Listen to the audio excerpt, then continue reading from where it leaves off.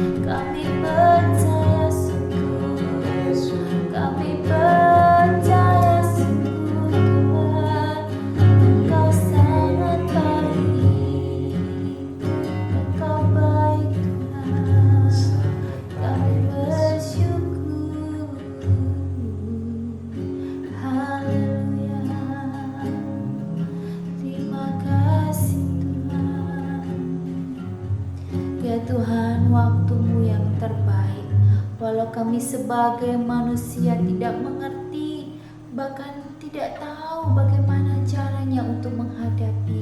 Ketika waktu-Mu Tuhan, rencana-Mu Tuhan, ajari kami mengerti, ajari kami percaya bahwa rencana-Mu itu yang terbaik. Amin. Rencana-Mu itu indah untuk hidup kami. Walau kadang kami tidak mengerti, kalau kadang kami belum melihat titik terangnya, tapi kami percaya bahwa waktu-Mu yang terbaik, bahwa segala sesuatu yang mungkin, segala sesuatu yang bagi kami mustahil, bagi Engkau tiada yang mustahil. Terima kasih ya Allah Roh Kudus, bekerjalah sekarang pada kami. Ampuni dosa dan kesalahan kami Tuhan, layakkan kami dan kuduskanlah kami Tuhan. Urapi hamba-Mu yang akan men-sharingkan firman-Mu. Biarlah Tuhan Engkau pakai hamba-Mu yang tidak ada apa-apanya. Engkau urapi agar apa yang dikatakan, apa yang dipikirkan itu sesuai dengan kehendak-Mu Bapa. Terima kasih Tuhan, kami mengucap syukur pada siang hari ini. Dalam satu nama Tuhan Yesus, Juru Selamat dan Penebus kami. Amin. Shalom, selamat siang semuanya, dan semoga saudara-saudaraku, teman-temanku pada hari ini semua yang teman-teman lakukan, saudara lakukan baik-baik saja. Nah, kali ini kita bersyukur kita masih diberi kesempatan untuk kita bisa menghirup udara segar pada waktu kita bangun tadi pagi hari.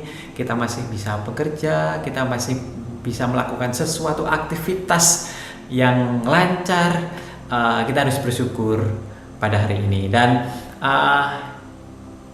teman-teman, mungkin teman-teman pernah melihat atau mungkin tahulah kota yang paling bercahaya di dunia ini. Ayo coba tebak mana kota yang kelihatannya paling, kalau dilihat dari luar angkasa, dari langit sana kelihatan bercahaya. Ayo kota mana?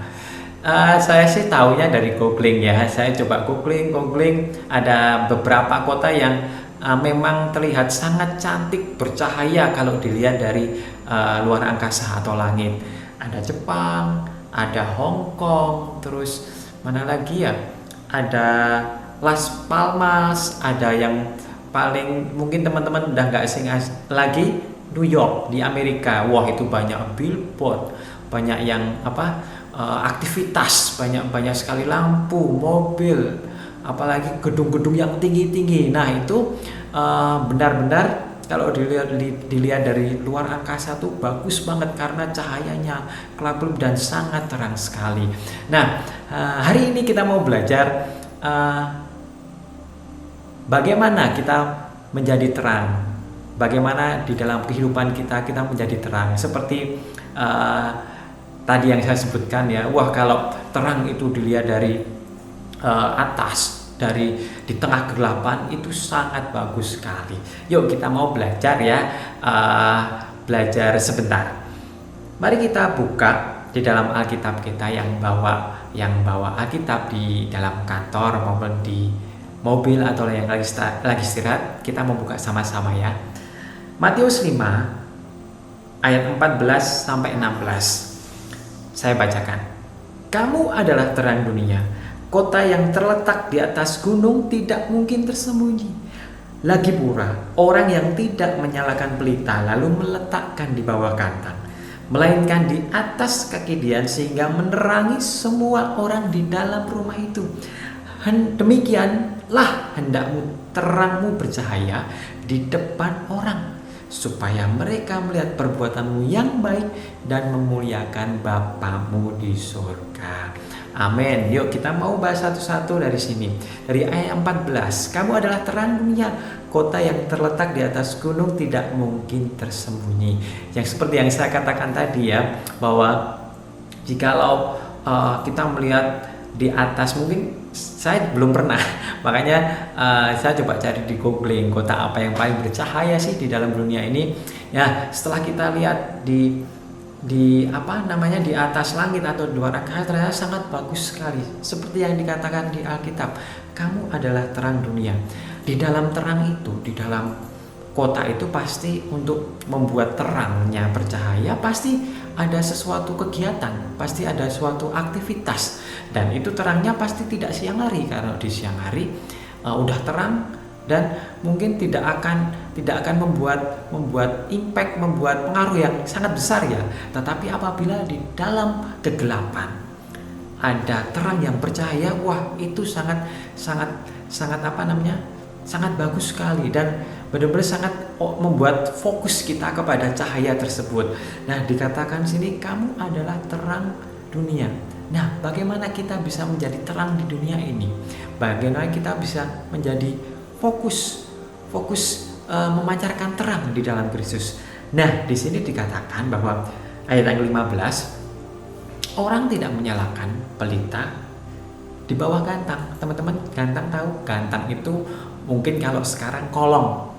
Mana ada orang menyalakan lilin terus ditaruh di bawah kolong, menyalakan lampu di bawah kolong, kecuali kalau mencari sesuatu yang jatuh di bawah kolong, di tempat kolong-kolong itu ya, bawah tempat tidur, bawah tempat meja. Kalau misalnya ruangannya gelap, memang harus pakai pelita dan itu sangat dibutuhkan. Tapi apabila misalnya mati lampu terus kita menyalakan lilin dan ditaruh di bawah kolong, percuma karena si isi rumah tidak akan terang, tapi malah tambah gelap. Apalagi kalau itu di bawah tempat tidur malah bisa kebakar ya. Nah, terus kemudian ditaruh di atas kaki Dian sehingga menerangi semua orang di dalam rumah. Saya penasaran sih, kenapa harus ditaruh di kaki Dian. Nah, terus saya coba membuka firman Tuhan, mendalami lebih lagi kaki Dian itu apa sih sebetulnya. Nah, terus saya buka di Keluaran 25 ayat 31. Di situ dikatakan bahwa ada spesialis khusus membicarakan tentang kaki Dian. Kaki Dian itu bisa dikatakan kandil pada waktu itu. Jadi cara membuat kandil, Tuhan itu menjelaskan sangat detail sekali. Kamu harus membuat kandil kaki Dian itu terbuat dari emas, harus mempunyai 3 sisi, kanan sebelah kiri, harus seperti ini. Setelah saya membaca firman tersebut, kenapa Tuhan membuat sangat detail tentang kaki Dian ini?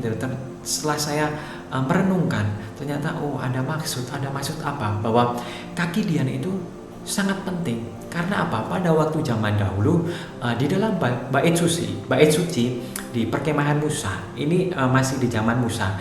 Jadi pelita itu tidak boleh padam.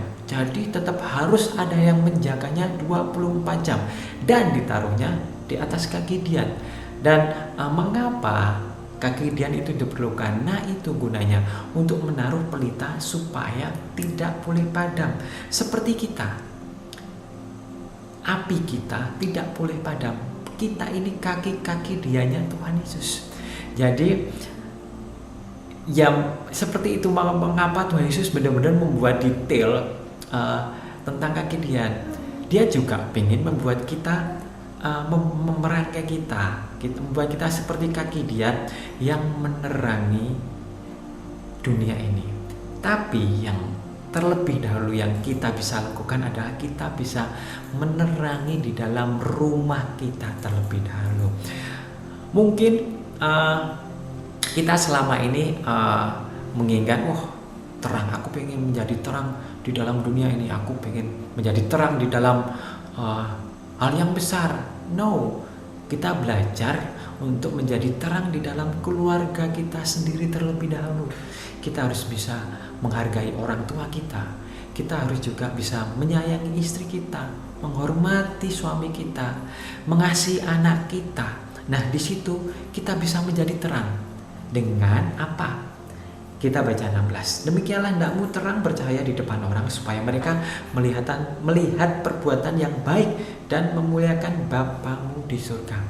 Apabila perbuatanmu sudah baik, memancarkan terang di dalam keluarga kamu, otomatis saat teman-teman saudara keluar, itu juga akan menjadi terang. Dengan apa? Dengan melakukan perbuatan baik. Logikanya gini, jika kita melakukan perbuatan baik, dikatakan untuk supaya nama Bapamu dipermuliakan. Kebalikannya, apabila kita melakukan perbuatan yang tidak baik atau jelek, nama Tuhan pasti jelek. Nah, maka dari itu kita harus berusaha sebaik mungkin. Kita berusaha untuk melakukan perbuatan yang baik. Ingat, kita melakukan perbuatan baik di rumah kita terlebih dahulu. Kita menjadi terang di rumah kita terlebih dahulu. Saat kita bisa menghargai orang tua kita, saat kita bisa mengasihi anak kita, saat kita bisa respect kepada saudara-saudara kita, saat kita keluar dari rumah, mungkin kita keluar bekerja di tempat kerja kita atau di tempat sekolah kita, saat kita bersosialisasi, saat itu juga kita pasti bisa juga menjadi terang di dalam situasi tersebut. Nah, mungkin itu tidak mudah. Mungkin ada yang berkata, orang tuaku tidak menghargai aku, anakku kurang ajar sama aku, atau papaku tidak pernah mendengarkan perkataanku, aku ngomong selalu diputus, dan aku melakukan sesuatu pasti marah. Anakku, aku udah bekerja 24 jam atau istilahnya bekerja keras, tapi nggak pernah menghargai aku. Nah, di situ kita harus merendahkan hati kita. Apapun yang kita lakukan, biarlah kita lakukan semuanya untuk Tuhan. Karena apa? Karena supaya nama Tuhan dipermuliakan. Mungkin saat ini anak kita tidak menghargai kita, orang tua kita tidak memperhatikan kita, tapi ada Yesus yang selalu memperhatikan saudara. Ada Yesus yang selalu mengasihi saudara. Nah, lakukan perbuatanlah baik terus menerus dan tidak berhenti. Atau mungkin tidak terlihat, tapi pasti suatu saat perbuatan tersebut akan terungkap dan akan menjadi terang. Mungkin tidak saat ini, mungkin bisa besok, bisa minggu besok, bisa bulan besok, bisa 1 tahun lagi, 5 tahun lagi.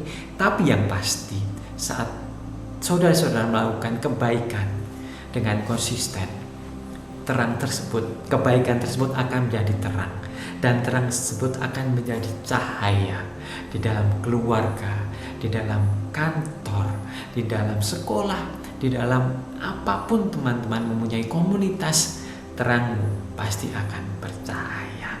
Nah, mari kita saat ini kita mau belajar, kita mau merendahkan diri, dan jikalau hati kamu, hati teman-teman, hati saudara-saudara sudah terluka dan sudah tidak baik, gantilah, mintalah pada Tuhan untuk mengganti hati seperti Yesus. Supaya apa?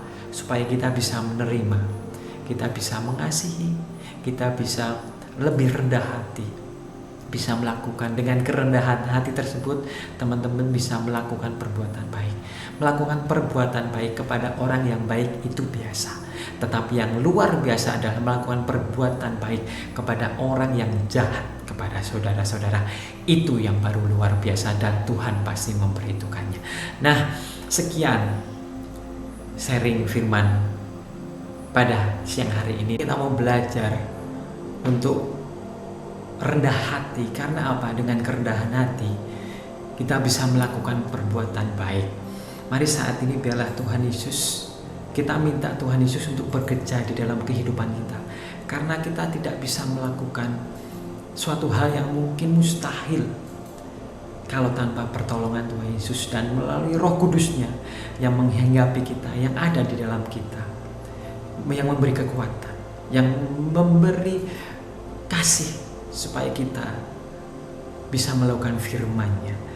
Mari kita berdoa. Terima kasih Bapa, terima kasih Yesus buat perenungan firman pada siang hari ini. Biarlah kami belajar untuk rendah hati dan melakukan perbuatan yang baik.